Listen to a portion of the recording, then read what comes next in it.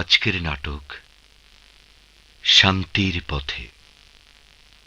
রচনা আসকার ইবনে শাইখ, প্রযোজনা নজমুল হুদা। নাট্যানুষ্ঠান শান্তির পথে।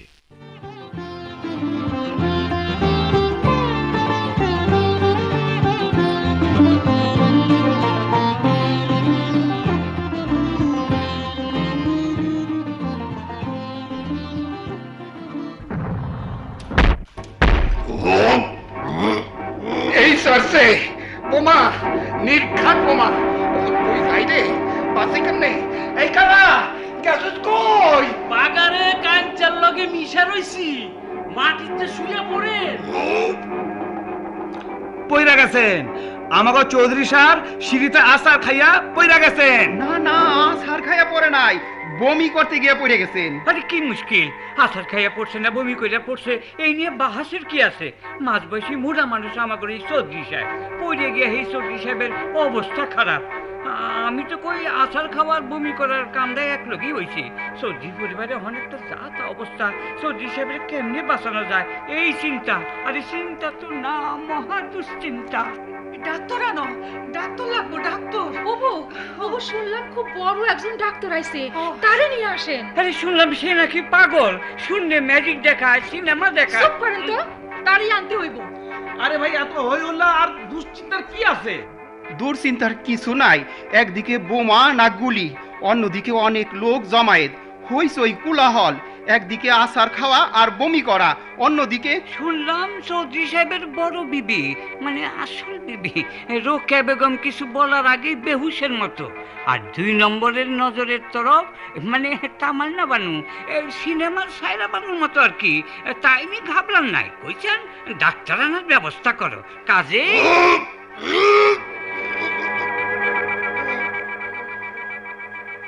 এই সিদ্দিকী সাহেব, আপনি এই অঞ্চলে সবার্থন মানি পরিবারের মানুষ, গরিব হইল মানি মানুষ, চৌধুরী বাড়ির মসজিদের মুয়াজ্জিন।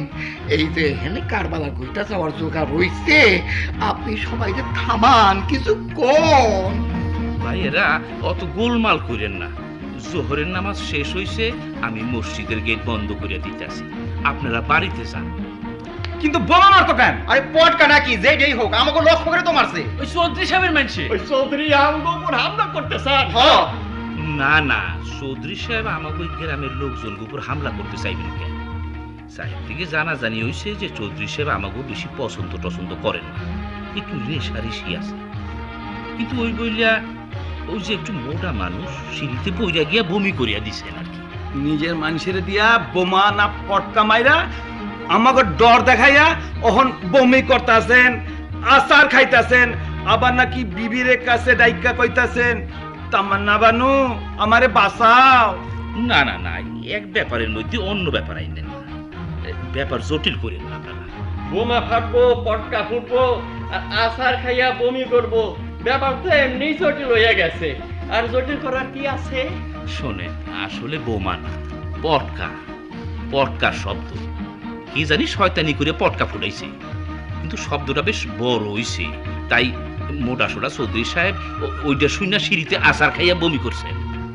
না বমি করতে গিয়াই আচার হলো করতেছেন, আর তামান্না বানরে বাসাইতে কইতাছেন। কইতে আছেন, কইতে থাকুক, কিন্তু আমি কইতে চাই বোমা পটকা যাই ফুটাও, আর চৌধুরী সাহেব আচার খাইয়া বমি করুক, আর বমি করতে গিয়ে এই আচার খান। আপনারা এখন শান্ত হইয়া যার যার বাড়িতে যান, গোলমাল বাড়াইয়েন না, যান, আমার অনুরোধ, আপনারা যান।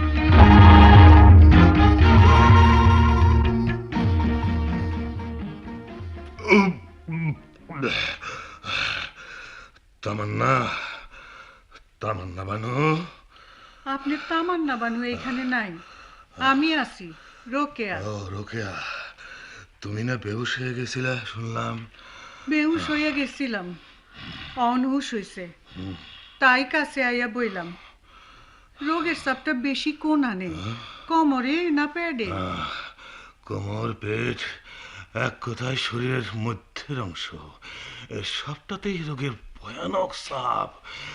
সিঁড়িতে আসার খাইয়া একটু থামলে রোগের চাপটা কিছু কমতো, অতটা হাহুতাস। আসার খাওয়া ছাড়া আর বমির শব্দে বেহুশ হইলা। এখন আমার হাউতাসে ভিড়মি খাওয়ার অবস্থা হয়েছে নাকি? তুমি বরং যাও, স্বামী সেবার আর দরকার নাই। তামান্না বানুরে পাঠিয়ে দাও আমার কাছে। আর কম লাগবো না, বুঝা আমার শেষ। কথায় আছে না, যারে দেখতে নারী তার চলন বাঁকা। আপনি তামান্না বানু, ওই যে ফিরে আইতাছে। আমি গেলাম। যাও যাও, কথায় কথায় রাখ। এই যে তামান্না। আসার খাওয়ার বমি করা শেষ হইল, এখন আরম্ভ হইল ঢেকু। ভাবতাছি আপনার শরীরের ওই মধ্যের অংশটায় কতগুলা ভূত এসে না জানি বাসা বানাইছে। চমৎকার চমৎকার তামান্না বানু। আমার তো আশার বেলুনটারে তুমি অমন করে ফুড়িয়ে দিলা। আপনার কথার মাথা মুন্ডু তো আমি কিছুই বুঝতে পারতাছি না। কিছুই বুঝতে পারতেছ না? আমার শরীরের এই অবস্থা, আমি কি আশা করি তোমার কাছ থেকে? যা আশা করেন তার তো সময় অসময় আছে। আপনার শরীরের এই অবস্থায় আমি তো বেহুশ হইয়া শুয়ে থাকি নাই, এখন ডাক্তার আনতে লোক পাঠাইছি। এই অঞ্চলে ওই রকম ডাক্তারের স্বপ্নও কেউ দেখে নাই। তাই নাকি? তো সেই অবাক ডাক্তার সাহেব কেডা? কোন আজব দেশের বাসিন্দা? মুখ সাইপা ধরলেন কেন? আবার কি হয়েছে? ঢেকুর উঠতেছিল, তোমার ভয়ে চাইপা ধরলাম। ভয়ে সাইপা ধরার দরকার নাই। পেটে এক পিপা গ্যাস জমায় রেখা লাভ কি? আজব দেশের ডাক্তারই আইতেছে। দুশ্মনের হাত আমি নাজেহাল হইতেছি। ওই মুন্সি সিদ্দিকী আমারে ডাউন দিতে মাইতে উঠছে। ডাক্তার আইতেছে তো। সব মোল্লা মুন্সি হইয়া আমার বিরুদ্ধে লাগছে। আমার বাড়ির সামনে আমার দেওয়া মসজিদের মুয়াজ্জিন হইয়া সিদ্দিকী আমারে হিংসা করে, মানুষ খেপায় আমার বিরুদ্ধে। ডাক্তার আইতেছে, ডাক্তার আইতেছে। ওর সাওয়াল সদরের বিয়া করাইতে চায় আমার মায়া সাইমারে। আমার সাইমার লোকে সদরের বিয়া। শুনে ডাক্তার আইতেছে, আজব দেশের ডাক্তার, দেশের নাম করা ডাক্তার। সদরিয়া আর সাইমার কথা এখন থাও।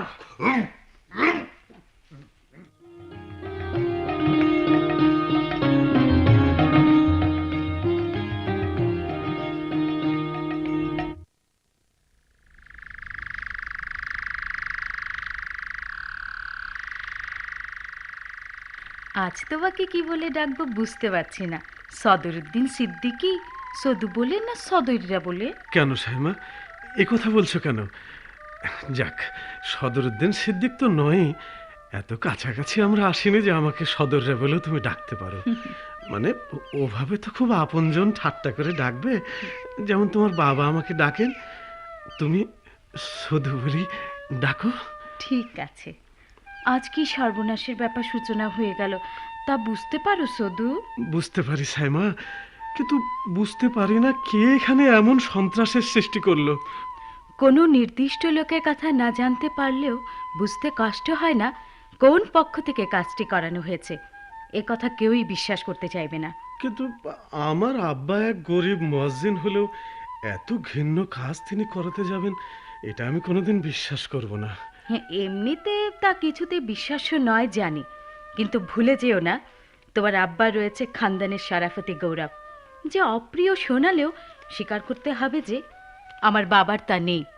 আমার বাবা ধনশালী, এই অঞ্চলে প্রতাপশালী। তাহলে তো আমার আব্বা নিজের অহংকারের আগুনে পুড়ে মরলেও তোমার ধনশালী প্রতাপশালী বাবাকে ঘাটাতে যাবেন না। যাবেন। যাবেন? কেন? কোন ভরসায়?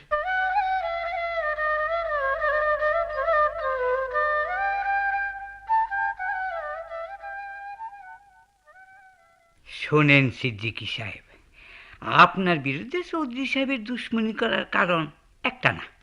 আপনি শক্ত খানদানের লোক, আর চৌধুরী সাহেব চৌধুরী হইল নয়া চৌধুরী, নয়া টাকার চৌধুরী। কথাটা এলাকার সবাই জানে। নয়া চৌধুরী মসজিদ বানাইছে, আপনারে দিছে মুয়াজ্জিনের চাকরি। আপনি খানদানি মানুষ, নামাজ রোজা করেন, মুয়াজ্জিন হইল মানুষে মানে গুনে। চৌধুরী দেখলো এইখানেও সুবিধা হইল না। এইসব কথা আমার লগে কইয়া কি লাভ? আমি তো এইসব নিয়ে ভাবি না। সবগুলি কথা আগে কইয়া নেই, আসল কথায় আইসা শেষ করুম। আমার আবার মসজিদে যাইতে হইব, একটু কম কথায় কম কইরেই কমু, কম কইরেই কমু। শোনেন, আচ্ছা অন্যান্য কারণ বাদই দিলাম, শুনতাছি আপনার সওয়াল মোহাম্মদ সদরুদ্দিন সিদ্দিকী চৌধুরী সাহেবের মাইয়া সাইমার লগে একটু মানে খটর ফটর আর কি আছে আর কি। ফটর ফটর? আমার সওয়াল বিশ্বাস হইতেছে না? করবেন, বিশ্বাসটা করেন। আর এই বিষয় নিয়েই চৌধুরী সাহেবের রাজ্যে একেবারে আগুন। চৌধুরী কয় একটা ভিখারির পোলার লগে আমার মাইয়ার বিয়া অসম্ভব। আর এর লাগিয়াই চৌধুরী সাহেব যেমনি পারেন আপনার সর্বনাশ, বুঝলেন না? নিজের লোক দিয়া নিজের বাড়ির সামনে বোমা ফাটাইতেছে নাকি ওই পটকার। আপনার মনটা খারাপ হয়ে গেছে না? তাইলে আসি, সালাম আলাইকুম। মসজিদ চাচা, আমি কালা, ওই দুই মুখের সাপটা চলে গেছে।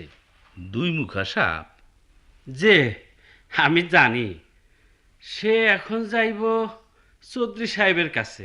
আপনার কাছে যেমন চৌধুরীর বিরুদ্ধে লাগানি কইরা গেল, চৌধুরী সাহেবের কাছেও আপনার বিরুদ্ধে।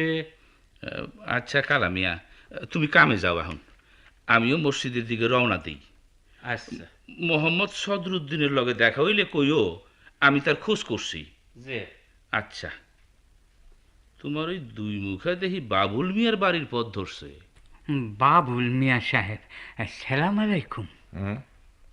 কি সালাম আলাইকুম মিয়া? হঠাৎ এই বিখ্যাত শরাবখোর বাবুল মিয়ার কাছে? কোনো মতলব টতলব আছে নাকি? থাকলে ওই ভাওতাবাজি না করে সোজাসুজি, বুঝলে দুই মুখা, সোজাসুজি বলে ফেলো। না মিয়া সাহেব, কোনো রকম মতলব টতলব নিয়ে আসি নাই। ভাবলাম বাবুল মিয়া সাহেব কেমন আছেন একটু দেখা যায় কি। আর মিয়া সাহেব, মুখ আমার একটাই, এ এলাকার মানুষে আমার কেন যে দুই মুখা কয় আমি ঠিক বুঝতে পারি না। বেশ বেশ, বুঝতে না পারা ভালো, তাতে শান্তি পাওয়া। এবার আমি কেমন আছি? ভালো আছি। আমি শরাবখোর পষ্টাপষ্টি কথা, এর মধ্যে কোনো ঘোর প্যাঁচ নেই। সংসার ধর্ম পালন করি না, সংসারই নেই, একা মানুষ। তোমার আসল প্রভু ওই চৌধুরী সাহেবের মতো একাধিক আইনি বেআইনি বেগম বিবি নিয়ে বিরাট সংসার পেতে বসবাস করি না। মসজিদ বানিয়ে ধার্মিকও সাজি না। রাক্ষসের মতো যা তা খাওয়া খাদ্যি করে বিরাট একটা দেহ বানিয়ে নানা রোগের ডিপো বানিয়ে ঝামেলারও সৃষ্টি করি না। সবাই বাবুল মিয়া বলে ডাকে, বলতে পারো আমি আসলে মুসলমানই না। বুঝলে, আমার সব পরিচয় আমি খুলেই বললাম। এবার তুমি খুলে বলো, আমার কাছে কেন এসেছ? মিয়া সাহেব সব পস্তাপসি খুলিয়া কইলেন, আমি খুব খুশি হইলাম। যা কর নাই সেটা হইল গিয়া আপনি ইংরেজি শিক্ষিত মানুষ, বিদেশে অনেকদিন কাটাইছে এবং সেখানে বিপদগামী হয়েছেন। কিন্তু হঠাৎ কি মনে করিয়া দেশে ফিরে আইলেন? কারণ হ্যাঁ, বিদেশে থাকতে হঠাৎ বুঝলাম সেখানে বিপদটা ভালো নয়। তাই নানা দিক ভেবে চিনতে স্বগৃহে ফিরে এলাম। এসে সব দেখে শুনে বুঝলাম এখানেও তোমরা খুব ভালো নেই। যে না না ঝামেলা, এখন সবচেয়ে বড় ঝামেলা হইল গিয়া একটা সমস্যা। তার সমস্যাটা খুলে বলো। কার সমস্যা, তোমার না? ওই আমার আসল প্রভু চৌধুরী সাহেব হঠাৎ করে ভয়ানক অসুস্থ। ডাক্তার দেখাও, চিকিৎসা করো। যে এই ডাক্তারের কথা নিয়েই তো কথা শুনলাম। ঠিকই শুনেছ। এক দেশ বিখ্যাত ডাক্তার আমারই বন্ধু মানুষ, বিদেশে ছিলেন। ডাক্তারি শাস্ত্রে গভীর জ্ঞান, বিদেশেও তার প্রচুর সুখ্যাতি। চিকিৎসা করতে গিয়ে রোগী সম্বন্ধে যা কন পষ্টাপষ্টি কন। দেশে ফিরে এসে ঢাকায় ছিলেন। গত রাতেই আমার খোঁজে আমারই আস্তানায় এসেছেন। এখন শুয়ে একটু আরাম করছেন। চৌধুরী সাহেবের চিকিৎসার লাগিয়া এই ডাক্তার সাহেবেরই দরকার, কিন্তু একটা ছোটখাটো সমস্যা। কি সমস্যা? এর মধ্যে শুনে শাসছি যে উনি নাকি একজন পাগল ডাক্তার। যা শুনে শাসছ তা ঠিকই শুনছ, তবে পাগল ডাক্তার নন, পাগলা ডাক্তার। তবে তোমাদের ওই চৌধুরী সাহেবের মতো যারা প্রায় পাগল তাদের চিকিৎসাও তিনি করেন। চৌধুরী সাহেবের চিকিৎসা লাগিয়া নিতে চাইলে তাই নাকি যাইবেন? এর মধ্যেই চৌধুরী সাহেবের তামান্না বানু এই ব্যাপারে যোগাযোগ করেছে, এই আমার মাধ্যমে। বিবি তামান্না বানুর লগেও কি আপনার মানে জানাশোনা আছে? আমার কাছে বিষয়টা আচানকের মতো।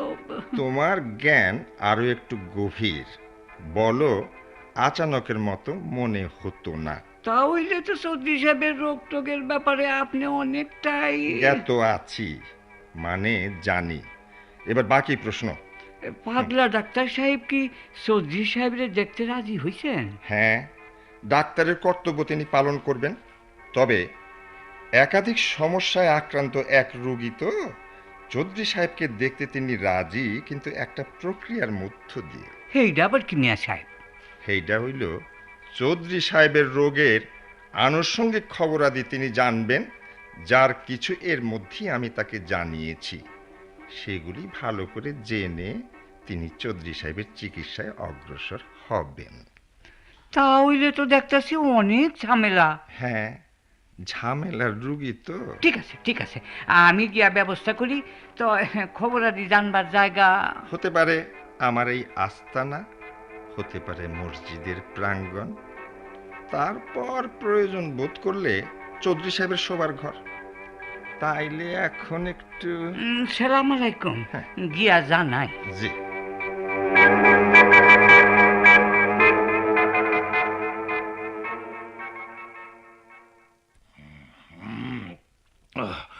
ডাক্তারের খবর তো পাইলাম, কিন্তু শুনতাছি ডাক্তার নাকি পাগল। মানুষের যে কথা, পাগল হইলে দেশ বিদেশে অত নাম ডাক হয়। হয়তো কথাবার্তায় কেউ এদিক ওদিক করলে বিরক্ত হইয়া তা পেরকাশ করে, কিন্তু অমন ডাক্তার নাকি সচরাচর দেখা যায় না। কার কি রোগ তা ঠিকঠাক মতো ধরতে পারে। তা তো পারবই। তোমাকে লাগে তো দুঃসম্পর্কের একটা আত্মীয়তাও আছে, আছে না? প্রথম যৌবনে তো তোমাকে বাড়িতে যাওয়া আসা করতো না? বমি হইতে যায়, হয় না, শুধু কষ্ট বাড়ে। পেটের মধ্যে তো খালি গ্যাসে ভরা, সারা শরীরে খালি গোস্তু আর তেল। এইসব গোস্তু তেল আর গ্যাস মেশে লাগাই তো বমি হইতে গিয়েও হইতে পারে না। রোকেয়া বেগম তো পাগল ডাক্তারে ভালো মানুষ বানাইতে ব্যস্ত। তুমি দেখি ডাক্তারি লাইনে আগাইতেছো, বিষয়টা কি চলতেছে এই বাড়িতে? কি মনে কইরা আর কি সন্দেহ কইরা কারে যে কি আঘাত দিবার চান বুঝি না। শোনেন, নানা ধরনের চিন্তা ভাবনা থুইয়া এখন চুপ করেন। আল্লাহ রসুলের নাম তো মুখে নাই। পাগলই হোক আর ভালোই হোক, ওই ডাক্তারের কাছেই লোক পাঠাইছি, আপনি তৈয়ার থাকেন। এই ডাক্তারই আপনার সুবন্দোবস্ত করবার উপযুক্ত ডাক্তার। কি সবাই মিলে আমারে মারবার বন্দোবস্ত করতেছ? ওই সিদ্দিকী মোল্লা না মুন্সি, আমার মাইয়া সাইমা আর সদৈরে, আমার বেগম সাগরকে খাতুন, আর শেষ তুমি তামান্না বানু লেগে গেছো আমার বিষয়ে। লোকটা দেখি যা মুখে আইতাছে তাই কইতাছে। সময় ঘনায় আইছে, হয় রোগ একেবারে সাইরে যাইব, নাইলে একেবারে শেষ। হায় হায় রে, হায় রে, নিতান কালে আমার সাইড থেকে কেউ নাই যে আমার এক কথা কয়। কই রে তোরা দুই মুখে, তোরাও কি নাই? শব্দ করিস না কেন? খালি মুখে হায় হায় করলে চলবে না, দোয়া করুক আমার লাগে। আমি পাগল ডাক্তারের হাতে পড়তে যাইতে আসি।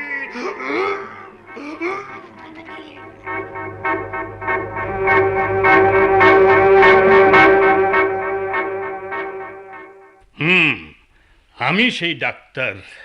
আপনাদের এই এলাকার লোকেরা পাগল ডাক্তার বলে জানতে আরম্ভ করেছেন যাকে। অবশ্য এখানে এই মসজিদের প্রাঙ্গণে আমার পাশে বসা ঘনিষ্ঠ বন্ধু বাবুল মিয়া, যাকে আপনারা অন্যভাবে জানতে আরম্ভ করেছেন, এই বাবুল মিয়া আদর করে আমাকে বলেন পাগলা ডাক্তার। আমরা আপনারে ঠিক পাগল কই না ডাক্তার সাহেব, তাই মানে সত্য আড়ালের জন্য গলা টানবেন না। এরে সারছে? এখনো সারে নাই, বাকি আছে। হ্যাঁ, বলতে পারেন সবাই ওই রূপে জানেন না, কেউ কেউ জানেন। তাতে আমার কিছু যায় আসে না, যেমন বাবুল মিয়ারও কিছু যায় আসে না, যদিও তিনি নেশাখোর বলে তাকে সবাই জানে। অবশ্য তিনি বিদেশে ছিলেন, সঙ্গীদের পাল্লায় পড়ে এই মস্ত বড় দোষটা তার অভ্যাসে দাঁড়িয়ে গেছে। যতটুকু জানি তিনি... তোমার চিকিৎসা প্রসঙ্গে আসো ডাক্তার। এইটুকু বলে আমি চিকিৎসা প্রসঙ্গে ফিরে আসছি যে তিনি কিন্তু এখনো নিজেকে প্রকৃত ইসলাম অনুসারী মনে করেন না, বা তার জাহির করেন না। এবার আমি আপনাদের কাছে জানতে চাই, আমার বন্ধুটি যে পাগল, তার পোশাক আশাক, চোখ মুখ, চেহারা সুরত দেখে কি তাই আপনাদের মনে হয়? না না, তা মনে হইব কেন? দেখতে শুনতে তো দিদি ভালো মানুষ। তো বলুন, দেখতে শুনতে কিছুটা খটকা লাগতেও পারে। নাও ডাক্তার, আরম্ভ করো। যতটুকু জানতে পেরেছি, চৌধুরী সাহেবের রোগটা বেশ জটিল সমস্যা থেকে আরম্ভ হয়েছে। আর এর মধ্যে প্রথম জানার বিষয় হচ্ছে সিদ্দিকী সাহেবের সঙ্গে চৌধুরী সাহেবের সম্পর্কের কথাটা। প্রথম সিদ্দিকী সাহেবের বিরুদ্ধে চৌধুরী সাহেবের নাখোশ থাকার কারণ জানতে চাই। কে বলবেন? কই হে দুই মুখা, তুমি কারণটা বলো। তবে শোনো, একটু পস্টাপস্টি করে বলবে। আমারে দুই মুখা কোয়ার লাগে আপত্তি জানাইতে গিয়েও সাহস পাইতেছি না। যাকবা, এই যে ডাক্তার সাহেব, চৌধুরী সাহেব বললেন যে সিদ্দিক সাহেবের লোকেরা চাইনিদের চৌধুরী না কইয়া চৌধুরী কয়, আরও কয় নামাজ রোজার নাম নাই, চাল মল্লের বেওয়াই। ডাক্তার, এই চান মল্লের বেওয়াই মানে বুঝলে? চান মোড়লের বেয়াই, মানে অল্প দিনের চৌধুরী বলে ঠাট্টা মিশিয়ে চৌধুরী বলে। আমার মনে হয় শব্দটার আবিষ্কর্তা সিদ্দিকী সাহেব নন, এটা লোকজনের গ্রাম্য প্রতিভারই ফসল। তোমার মনে হওয়াটা এখন উচ্চ রাখো বন্ধু। বলুন, আর কি কি অভিযোগ আছে? চৌধুরীর বদলে খালি চৌধুরী কয় না, মুডা চৌধুরী কয়। এইটা শক্ত বেয়াদবি, আমরা আমরা সহ্য করব না। আপাতত সহ্য করতে হবে। যিনি বলছেন বলে যান। চৌধুরী সাহেবের বেগম বিবি নিয়া নানা রকম বদনাম রটাইতেছে। চৌধুরী সাহেবের চরিত্র নিয়া বিশ্রী সব কথা। বুঝলাম। অন্য কিছু? চৌধুরী সাহেবের মাইয়া সাইমার পিছে লাগাইয়া দেওয়া হয়েছে সিদ্দিকী সাহেবের আজে বাজে পোলা সদৈরারে। আমরা এই সবের বিচার চাই। বাবুল মিয়া, প্রথম সেশন এখানেই শেষ। আমাকে একান্তভাবে চৌধুরী সাহেবের বেগম বিবির সঙ্গে কথা বলতে হবে, ব্যবস্থা করুন। শোনো ডাক্তার, শোনো, আচ্ছা একটু এদিকে এসো। কি বলছি? ওই বেগম বিবির সঙ্গে কথা বলে তুমি প্রয়োজনীয় তথ্য উদ্ঘাটন করতে পারবে না। স্বাভাবিক কারণেই আসল কথা ওরা চেপে যাবে। তার চেয়ে বরং আমি তোমাকে প্রয়োজনীয় তথ্য দিতে পারবো। তাহলে তুমি গিয়ে লোকজনের কোলাহল থামাও, বলে দাও যে আমি চৌধুরী সাহেবের বেগম বিবির সঙ্গে এবং তার মেয়ে সাইমার সঙ্গেও কোনো কথাবার্তা বলছি না। ঠিক আছে, তুমি একটু অপেক্ষা করো, আমি আসছি।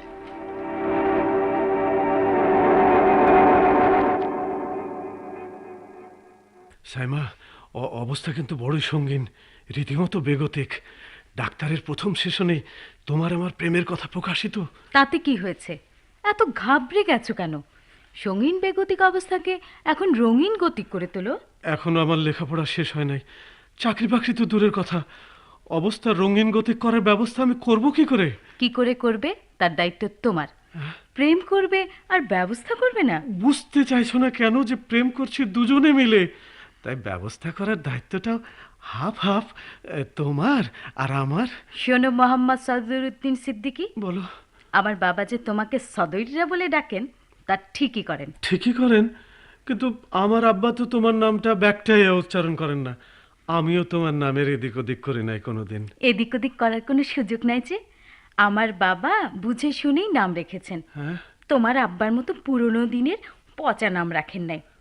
এমন একটা নাম তোমার যার কোনো অংশই আধুনিক করে ডাকা যায় না। বলতেই যখন আরম্ভ করেছো, আরো একটু পরিষ্কার করে বলো না। বলতেই বলছো যখন, তাহলে একটু ঘুরিয়েই বলি। বলো। ধরো আমরা খুব কাছাকাছি হয়ে গেলাম, মানে বিয়ে হয়ে গেল। তখন তো তোমার নামের একটা অংশ আমার নামের সঙ্গে যুক্ত হবে। আমার নামের অবস্থাটা কি হবে তখন? সাইমা সদর, না সাইমা উদ্দিন, না সাইমা সদইরা? কেন, এই তখন তোমার নাম হবে সাইমা সিদ্দিকী। কিন্তু তা তো আধুনিক হলো না। তবে হ্যাঁ, হতে পারে সাইমা সদু। হ্যাঁ, আধুনিক হবে বটে, কিন্তু শুনতে তোমার খুব ভালো লাগবে। বেহুদা সব কথা বলে সময় নষ্ট করছো। আমাদের আগত বিপদটা তুমি অনুধাবন করতে পারছো না। শোনো সদইরা সিদ্দিকী, তোমার মতো এত ভয় আমার নেই। বাবুল মিয়া সাহেবের সঙ্গে এর মধ্যেই আমি যোগাযোগ করেছি। বিচিত্র ধরনের মানুষ, আমার মায়ের দুঃসম্পর্কের আত্মীয়, সাহসী, বিশ্বস্ত। উনি বলেছেন আমরা যেন নীরব ও নিশ্চিন্ত থাকি। বলেছেন? হ্যাঁ। যাক, বাঁচা গেল। কিন্তু আমাদের নিয়ে প্রকাশিত খবরটা যে প্রমাণিত হয়ে গেল। তাতে কি? নইলে কি তা গোপনে রেখে তোমার হাত ধরে আমি রাতের অন্ধকারে পালিয়ে যাব? সামলাতে পারবে সে অবস্থাটা? না না না, অতটা সামলাতে পারবো না। কিন্তু কিন্তু কি? গোপনে আড়ালে শুধু প্রেম করেই যাব, আর কিছু না? কি নীরব কেন? উত্তর দাও। না মানে ইয়ে, তুমি সত্যি একটা সদইরা। সাইমা, এই তুমি ওই যে আম্মা আমাদের অবস্থানটা টের পেয়ে গেছেন, ইশারায় আমাকে ডাকছেন। বাবুল মিয়া সাহেব তোমার আম্মা পর্যন্ত জেনে নিয়েছেন। এই অবস্থায় পাগল ডাক্তারও এসে হাজির। না জানি। চলি সদু মিয়া, ভয় নেই, মুশকিল আসান, অতি নিকটবর্তী।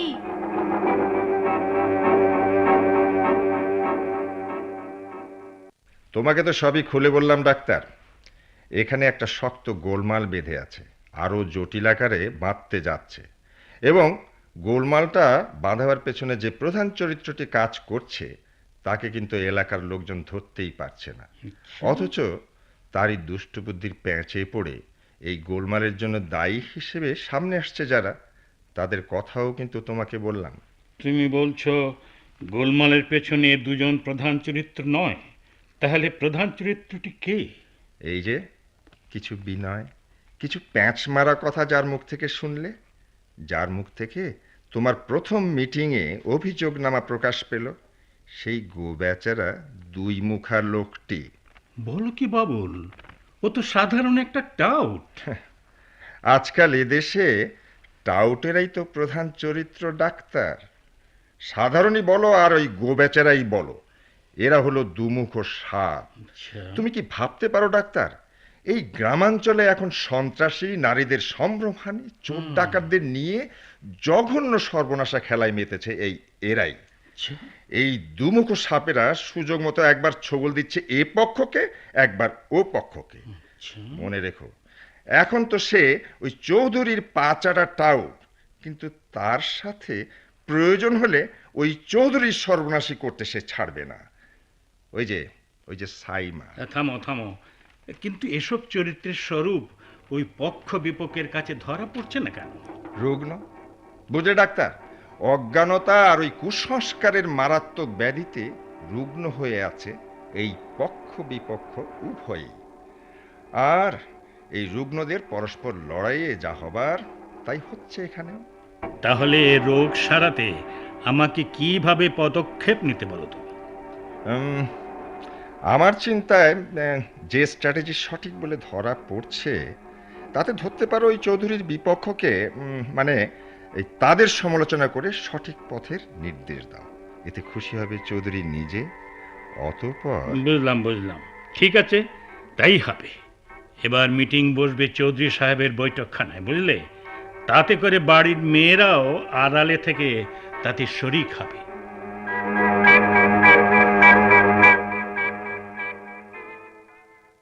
তামান্না, পাগলা ডাক্তার কি এর লাইগা কি উদ্দেশ্য নিয়ে যে কথাবার্তা কয়, বেশ কড়া মেজাজে আলোচনা করে, কিছুই তার বুঝতে পারতাছি না। ডরায়েন না রকিয়াবু, আপনি তো ডাক্তাররে ভালো করে চিনেন, দূর সম্পর্কের আত্মীয় বলেই তো জানি। ঠেস দিয়া কথা কইও না তামান্না বানু। তাছাড়া বাবুল মিয়ার লগে আমার চিনা জানা আছিল, ডাক্তারের লগে না। বাবুল ভাই আত্মীয়, চিনতাম, কিন্তু তাই বললে কি ওই ডাক্তারের মনের কথা সব জানা হইয়া যায়? বাবুল মিয়া সাহেবের লগে যোগাযোগ করে জানছি, ডাক্তার সাহেবেরও ডরের কিছু নাই। আমি, আপনি, আপনার স্বামী সবই তো মহা গোলমালের মধ্যে আছে। দেখবেন বাবুল মিয়া সাহেব আর পাগল ডাক্তার সব গোলমালের শেষ আইনা দিব। কিন্তু ভাবতাছি ডাক্তার না আবার আমাগুলোই টানাটানি করে। টানাটানি করলে বেকা জিনিস সিধা হইব। ওই যে ওরা আইতেছে, লন পর্দার আড়ালে বসে পড়ি, সাইমারও ডাইকা নেন। চলো, আল্লাহ যেন সব গোলমাল মিটাইয়া দেন। তামান্না বানু, মানে তোমার আমার মধ্যে কোনো গোলমাল থাকলেও সেই সব পেরকাশ কইরো না যেন। যত কিছুই হোক, আমরা তো চৌধুরী সাহেবের আপনজন। আহা, কইলাম তো, আপনি ঘাবড়ায়েন না, বসেন তো। হ্যাঁ, কই এই নাও ডাক্তার, নাও, এই তোমার মিটিং আরম্ভ করো। যাদের উপস্থিতি থাকার প্রয়োজন ছিল সবাই এসে গেছেন। সিদ্দিকী সাহেব, আপনার প্রতি শ্রদ্ধা জানিয়ে, এই পবিত্র রমজান মাসের প্রতি শ্রদ্ধা জানিয়ে আপনাদের মাধ্যমে এখানে উপস্থিত সকল মুসল্লিদের সামনে আমার বিনীত জিজ্ঞাসা, ইসলামের বিধিবিধান পালন করতে গিয়ে ইসলামের মূল লক্ষ্য যে মহত্ব মানবতা অর্জন, সকল প্ররোচনার মোকাবিলায় সহনশীলতা অর্জন, সে ব্যাপারে আপনারা কি সতর্ক থাকেন? আমাদের ক্ষুদ্র জ্ঞানে যতটুকু জানি বুঝি সতর্ক থাকি বলেই তো জানি। তবে সাধারণ মানুষ বলে আমাদের ভুলভ্রান্তি হতে পারে। ক্ষুদ্র জ্ঞান বৃদ্ধি করার জন্য পবিত্র আল কোরআনের স্পষ্ট নির্দেশ রয়েছে, তদুপরি তা স্পষ্টত করার জন্য রয়েছে নবীজির হাদিস। সে সম্পর্কে আপনার বা আপনাদের সম্যক শিক্ষা দীক্ষা রয়েছে বলে মনে করেন? না, এমন মনে করার সাহস আমার বা আমাদের কারো নেই ডাক্তার সাহেব। মসজিদের ইমাম সাহেব যখন অনুপস্থিত, তখন আপনাকেই বলছি, আপনাদের পক্ষ থেকে চৌধুরী সাহেবকে ইসলামের সেসব বিধিবিধান ঠিকমতো পালন না করার জন্য উপহাস করা হয় কেন? কেউ কেউ কেন করে জানি না, তবে আমি করি না। সেসব কেউ কেটাকে এই উপহাস করা থেকে বিরত রাখতে চেষ্টা করেছেন? অবস্থা এমন যে সেরকম চেষ্টা করার সাহস আমার নেই। সাহস না থাকলে সত্যিকারের ইমানদার ইসলাম অনুসারী বলে দাবি করতে পারেন কি? নীরবতা থেকে বুঝলাম আপনার কোনো উত্তর নেই। শুনুন সিদ্দিকী সাহেব, আপনাদের এখানকার প্রকাশ্য গোলমাল সম্বন্ধে অনেক কিছুই আমি জেনেছি অপ্রকাশ্য কর্মকাণ্ড সম্বন্ধেও। সেসব খুলে বলার আগে আমি এখন একটা মেসমেরিজম কাম ম্যাজিকের অবতারণা করব। আপনারা অন্য চিন্তা বাদ দিয়ে খুব মনোযোগ দিয়ে আমার কথা শুনবেন। অল্পক্ষণের মধ্যেই আপনাদের কল্পনায় ভেসে উঠবে একটি নাটকীয় দৃশ্য। সে দৃশ্যে আপনাদের পরিচিত নারী পুরুষের কণ্ঠ ভেসে আসবে আশা করি। এবার তাহলে আরম্ভ করছি। স্মরণ করুন ইসলামের ইতিহাসের কথা। দ্বিতীয় হিজরিতে বদর যুদ্ধ শেষ হয়েছে। কুরাইশদের বিশাল বাহিনীর বিরুদ্ধে বদর যুদ্ধে বিজয়ী হয়েছেন ক্ষুদ্র এক ইসলাম অনুসারী বাহিনীর নেতা নবীজি মুহাম্মদ সাল্লাল্লাহু আলাইহি ওয়াসাল্লাম। পরাজিত কুরাইশরা ভীষণ মর্মাহত, কিন্তু মদিনার ইহুদিরা ইসলাম অনুসারীদের উপর ভীষণ হিংসা ও ঈর্ষা পীড়িত।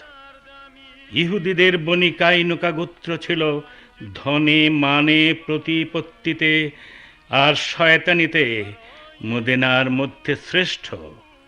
ওরা ছিল প্রধানত স্বর্ণকার। একদিন এক পর্দানসীন মুসলিম যুবতী প্রয়োজনে গিয়েছিলেন এক স্বর্ণকারের দোকানে।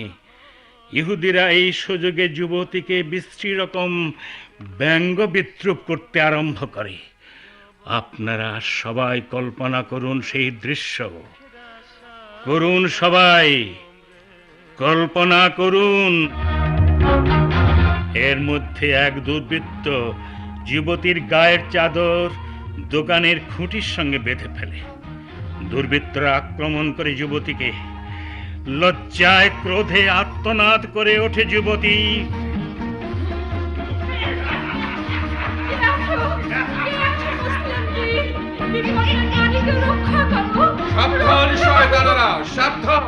উন্মুক্ত তলোয়ার হাতে ছুটে এলো এক মুসলিম বীর। দুর্বৃত্তদের উপর ঝাঁপিয়ে পড়ে হত্যা করলো দুজনকে। কিন্তু দুর্বৃত্ত যে অনেক, তারা সংঘবদ্ধভাবে আক্রমণ করলো সেই মুসলিম বীরকে।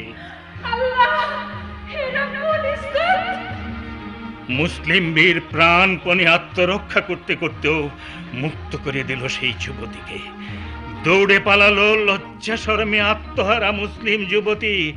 কিন্তু দুর্বৃত্তদের হাতে নিহত হলো সেই মুসলিম বীর। তারপর কি হলো ডাক্তার সাহেব? ঘটনা তো ঘটে গেল। এই ঘটনার খবর যখন মুসলমানদের কাছে পৌঁছে গেল, তখন বুঝতেই পারেন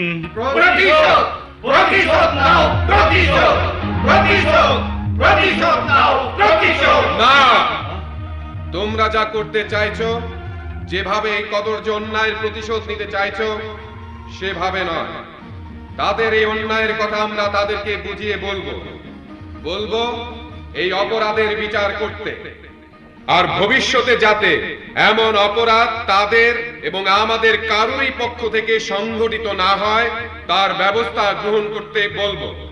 যদি ওরা না করে, ওরা অহংকারী অত্যাচারী, তখন আমরা সমবেতভাবে ওদের বিরুদ্ধে যুদ্ধাভিযান পর্যন্ত পরিচালনা করব।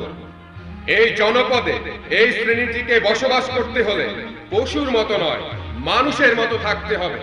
উদ্বুদ্ধ অপরাধীর মতো নয়। যে অপরাধ এখানে সংঘটিত হয়েছে, পৌত্তলিক, ইহুদি, খ্রিস্টান, মুসলমান, কারোর এই ধর্ম মতে এটা পুরোপুরি অমানবিক অপরাধ। আগে বলুন হুজুর, বলুন এই অবস্থায় কি আজ্ঞা বলুন। ভয়ে নিয়ে গিয়ে ফিসফিস করে না, বুক ফুলিয়ে মুক্ত কণ্ঠে ওদেরকে জানিয়ে দাও, এখন থেকে পুরোপুরি অত্যাচার প্রকাশ্য দিবালোকে চলবে, বুঝলে? বুঝলাম হুজুর, বুঝলাম। চলবে নারীর সংগ্রামহানি, খুন। প্রয়োজনীয় খাদ্য গ্রহণ করো না, যাতে গিয়েও ভয়ে মেশানো বিচিত্র কণ্ঠ বেরোলো। প্রচন্ড শীত হুজুর, প্রয়োজনীয় খাদ্য গ্রহণ করেও শরীরে জোর পাই না। দুর্বল বোধ করি।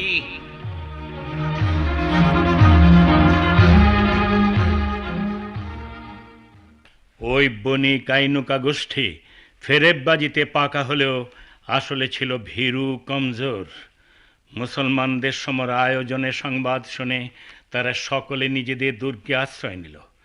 মুসলমানেরা দুর্গ অবরোধ করে বসল। বনি কাইনুকাদের বিশ্বাস ছিল বদর যুদ্ধের পরাজয়ের প্রতিশোধ নিতে কুরাইশগণ আবার মদিনা আক্রমণ করবে। দুর্গে কিছুদিন কাটিয়ে দিলে ওই যুদ্ধের সময় বেরিয়ে এসে কুরাইশদের সঙ্গে যোগ দিতে ইসলামওয়ালাদের আচ্ছা শিক্ষা দিয়ে দেবে। কিন্তু প্রত্যাশার কিছুই হলো না। বদরমুখী হলো না কুরাইশরা। বনি কাইনুকা গোষ্ঠী দীর্ঘ 2 সপ্তাহ দুর্গ মধ্যে কাটিয়ে দিল। খাদ্য ফুরিয়ে এলো, কোনো সাহায্য এলো না কোনো পক্ষ থেকে।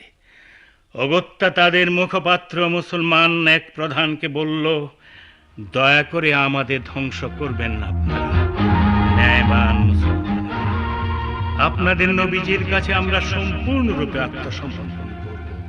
বলবো, হযরত, বনি নাজিরদের মতো আমরাও মদিনা ছেড়ে চলে যেতে প্রস্তুত আছি। দয়া করে চলে যাওয়ার অনুমতি দিন, আমাদের রক্ষা করুন। কিন্তু এই রমজানে যেসব অন্যায় করেছ আর করবে বলেছ, ওই যে অত্যাচার, খুন। তৌবা তৌবা, হাজারবার তৌবা। ওই সব বিশ্রী কাজকর্মের কাছে শুধু আপনাদের পবিত্র রমজান মাসে কেন, আপনাদের অন্য কোনো মাসেও যাব না।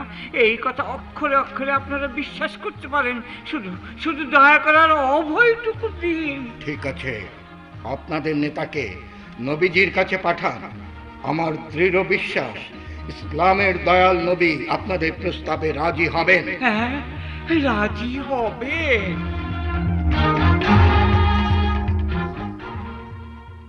আবার দেখুন, খন্দকের যুদ্ধের যে সময়, তারই কিছু দৃশ্য। যদি আমাদের রাজধানীর আধার ঘেরা খবর কিছু কিছু জানতেন, তাহলে মনে হতো বহুদিন আগের হলেও এক পরিচিত দৃশ্যই দেখছেন। ঝিমিয়ে পড়া কল্পনার আলো আবার প্রজ্বলিত করুন, কল্পনা করুন। ছাড়ো, ছেড়ে দাও, ছেড়ে দাও আমাকে। বসো, ছেড়ে দাও, ছেড়ে দাও।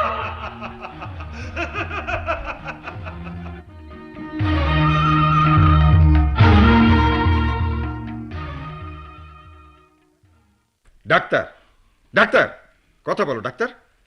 এই হলো কোনো ইসলাম অনুসারীর কর্তব্য পালন। আমি ও আমরা যারা মুসলমান বলে গর্ব করি, আমরা সবাই আপনার ইঙ্গিত বুঝতে পারছি, শর্মিন্দা অনুভব করছি। সবাই ইসলাম অনুসারী আমরা, কিন্তু সেই অনুসারীর কর্তব্য পালন করি না। আমি জানি এই এলাকায় দুর্বৃত্তরা আগেও এখনো নিরপরাধ নারীদের উপর জুলুম অত্যাচার করেছে ও করছে। এখন এসব এক স্বাভাবিক ঘটনা হয়ে দাঁড়িয়েছে।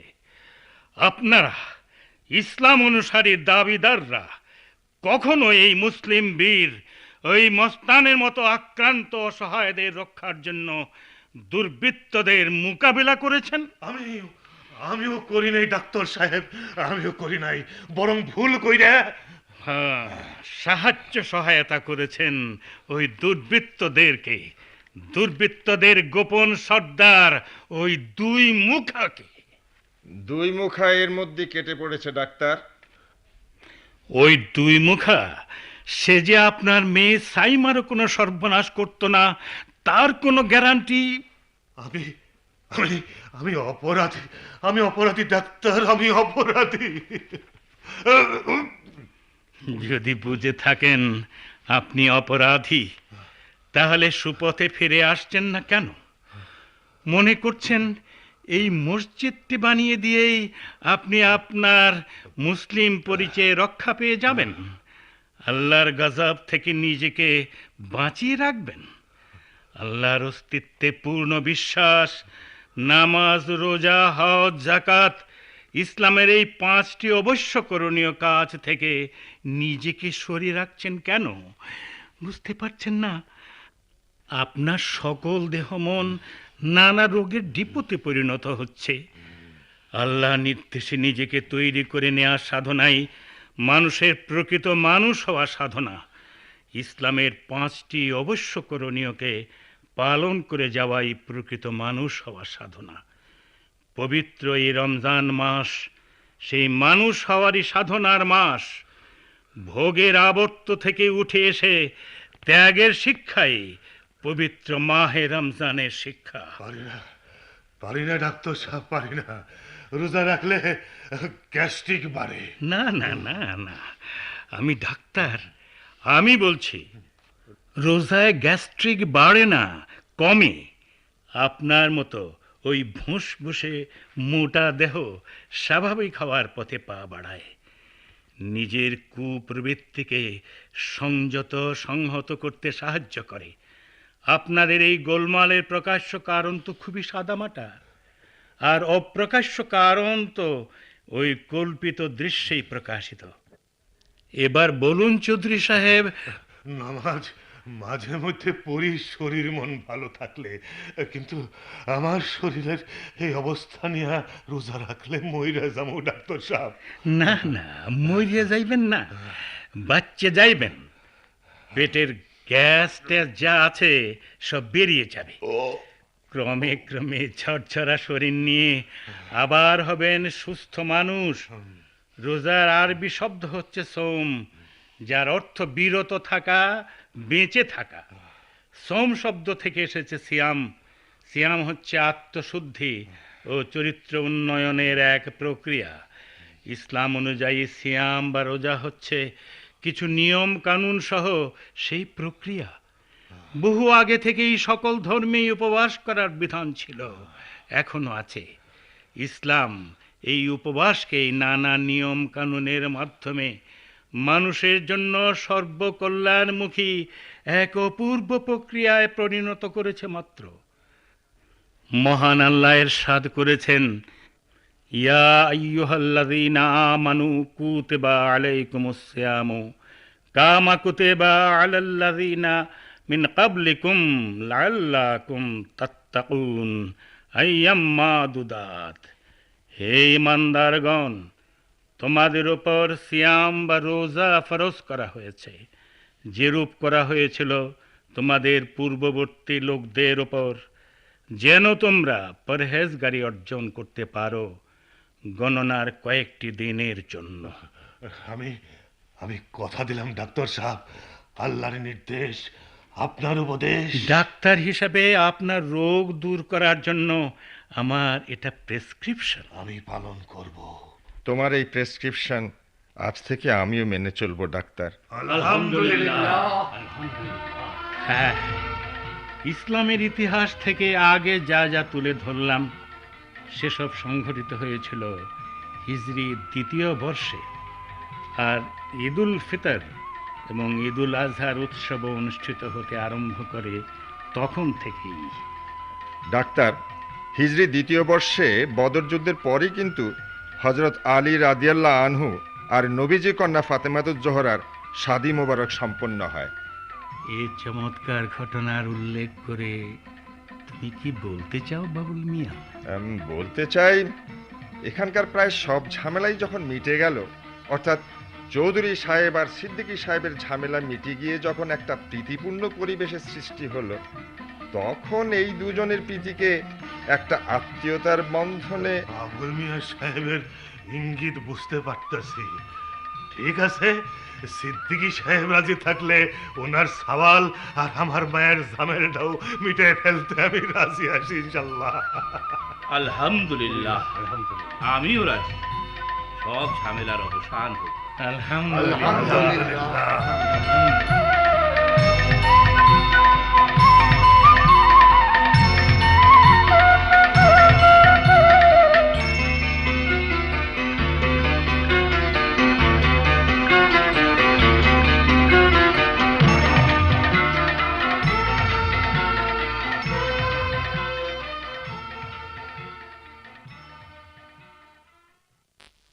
এতক্ষণ আসকার ইবনে শাইখ রচিত শান্তির পথে নাটকের অভিনয় শুনলেন।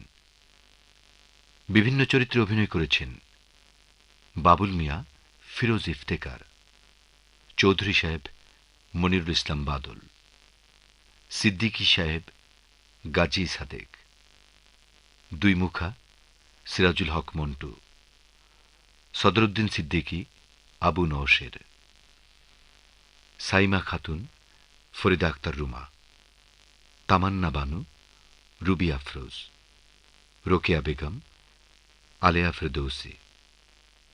অন্যান্য চরিত্রে আল ইমাম, ইলিয়াস হায়দার, ইউসুফ সালাম, এনায়েতে মাওলা, শফিক সাদেকি এবং ডাক্তারের চরিত্রে অভিনয় করেছেন আসকার ইবনে শাইখ।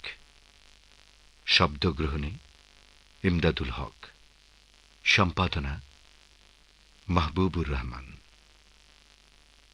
নাটকটি প্রযোজনা করেছেন নজমুল হুদা।